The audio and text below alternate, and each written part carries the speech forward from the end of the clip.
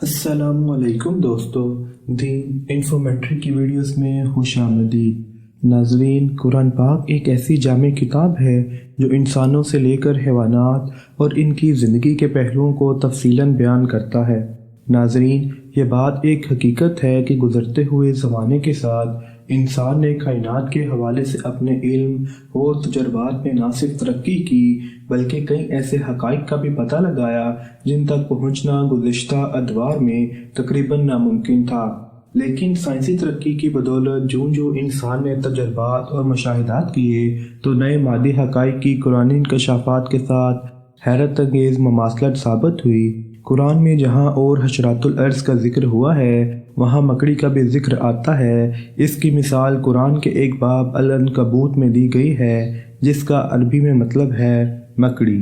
قرآن مجید میں اللہ تعالیٰ فرماتا ہے، جو لوگ اللہ کے سوا دوسروں کو کارساز بناتے ہیں ان کی مثال مکڑی کی سی ہے جو اپنے لیے گھر بناتی ہے، لیکن سب سے چھوٹا گھر مکڑی کا ہے اگر یہ علم رکھتے۔ ناظرین، یہاں غور طلب بات یہ ہے کہ اللہ تعالیٰ نے آیت میں مذکر شکل عنکب کی بجائے مکڑی کی مؤنث شکل استعمال کی ہے اور فعل اتخذت کی مؤنث صورت استعمال کی ہے، جس کا مطلب ہے وہ جو مکڑی کے جال بناتے ہوئے کوئی کام کرتا ہے۔ اس طرح اس آیت سے یہ نتیجہ اخذ کیا جا سکتا ہے کہ مکڑی جو گھر یا جالا بناتی ہے اس کا مادہ ہونا ضروری ہے۔ امریکن آرکنالوجیکل سوسائٹی کی ایک حالیہ تحقیق کے مطابق مستند سائنسی تنظیم جو مکڑیوں سمیت مختلف حشرات الارض کا مطالعہ کرتی ہے اپنی ایک رپورٹ میں لکھتی ہے کہ یہ عام طور پر آثار قدیمہ کے دور میں قبول کیا جاتا ہے کہ بالغ مادہ مکڑیاں مختلف انواع کے مخصوص جالے بناتی ہیں جبکہ بالغ نر کوئی جال نہیں بناتا۔ اس قاعدے میں بہت کم ایسی صورتیں ہیں جہاں نر جالے بنا سکتے ہیں، لیکن تمام معاملات میں جالے مادہ مکڑیوں کے ذریعے بنائے جاتے ہیں اور نر جالے نہیں بناتے کیونکہ وہ مادہ خواتین کو جوڑنے کے لیے تلاش کرتے ہیں۔ ناظرین محترم، کیا آپ جانتے ہیں کہ یہ خدا کی وہ مخلوق ہے جس نے ایک موقع پر حضور اکرم صلی اللہ علیہ وآلہ وسلم کی مدد کی تھی؟ آئیے اس واقعے کو نظر گوش کرتے ہیں۔ ایک دفعہ حضرت محمد صلی اللہ علیہ وآلہ وسلم نے اسلام دشمنوں کی وجہ سے مکہ سے مدینہ ہجرت کی۔ تاریخ کے اس عظیم ہجرت میں ایک مکڑی نے وہ معجزہ کر دکھایا جس کی مثال نہیں ملتی۔ مکہ سے مدینہ ہجرت کے دوران آپ صلی اللہ علیہ وآلہ وسلم اپنے سب سے قریبی ساتھی حضرت ابو بکر کے ساتھ ایک غار میں داخل ہوئے۔ مکہ کے کافروں نے ان کی تلاش میں کچھ لوگوں کو پیچھے بھیجا جو تلاش کرتے کرتے اس غار تک پہنچے۔ ان میں سے 2 لوگ غار کے سامنے پہنچے، لیکن اس وقت اللہ کی اس چھوٹی مخلوق نے ان کو ایسے روکا کہ غار کے داخلی اور خارجی راستوں پر اپنا جالا بنا لیا، اور وہ لوگ اسی سوچ سے واپس چلے گئے کہ اگر وہ اس غار میں ہوتے یہ جالا یہاں نہ ہوتا۔ اس موقع پر حضرت جبرائیل علیہ السلام نے اللہ سے عرض کیا، خدایا مجھے اجازت دیجیے تاکہ میں جا کر اپنے پروں سے غار کو بلکہ اس پہاڑی کو ہی چھپا دوں۔ تو اللہ نے فرمایا، اے جبرائیل، حقیقی ستار میں ہی ہوں، یہ میری ہی کمال قدرت ہے کہ میں اپنی کمزور ترین مخلوق کے ذریعے مکر فریب کو دور کروں۔ چنانچہ اللہ نے ایک کمزور مکڑی کو مقرر کیا اور اسے حفاظت کے لیے بھیجا۔ جب مکڑی کو حکم خداوندی پہنچا تو اس نے سجدہ شکر ادا کیا اور اسے حکم ہوا کہ جا کر پردہ تان دے، ایک دن میرا محبوب تمہارے پاس آئے گا۔ وہ مکڑی اس امید پر 700 سال اس غار کے منہ پر بیٹھی رہی۔ ناظرین، اس واقعے سے آپ کو اللہ کی اس مخلوق کی عظمت کا تو اندازہ ہو گیا ہوگا، مگر اس کے ساتھ ساتھ کچھ ایسے حیران کن اور عجیب و غریب باتیں جو مکڑی کے حوالے سے ہیں وہ بھی قرآن نے یہاں بیان کی ہیں۔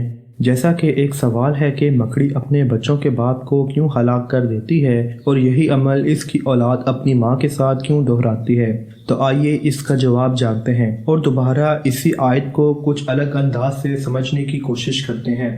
بیان ہوا ہے کہ جن لوگوں نے اللہ کو چھوڑ کر دوسرے سرپرست بنا لیے ہیں ان کی مثال مکڑی جیسی ہے جو اپنا گھر بناتی ہے، مگر سب گھروں میں سے کمزور گھر مکڑی کا ہے، کاش یہ لوگ علم رکھتے۔ اس سورہ میں اللہ تعالیٰ نے مکڑی کی مثال دیتے ہوئے کہا ہے کہ کاش یہ لوگ علم رکھتے۔ سوال یہ ہے کہ یہاں مکڑیوں سے متعلق کس علم کی بات ہوئی ہے جو ہم نہیں جانتے؟ آج ہم کچھ ایسے ہی حقائق آپ کو بتائیں گے۔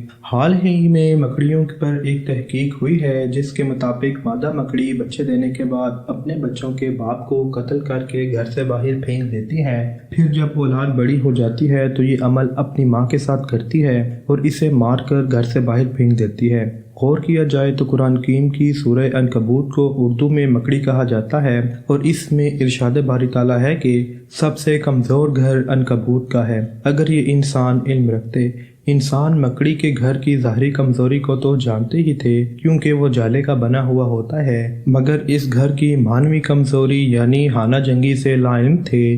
مکڑیوں کے گھر کی کمزوری سے متعلق جو بات قرآن پاک میں 1400 سال پہلے بتا دی گئی ہے، جدید سائنس آج اسے تسلیم کرنے پر مجبور ہے۔ خالص عربی زبان میں لفظ اوہن کا ترجمہ سب سے کمزور کیا گیا ہے اور مفہوم کی گہری نگاہ سے پتہ چلتا ہے کہ اس کا مطلب ہر طرح سے جسمانی، ذہنی اور معاشرتی طور پر سخت کمزوری اور بے بسی ہے۔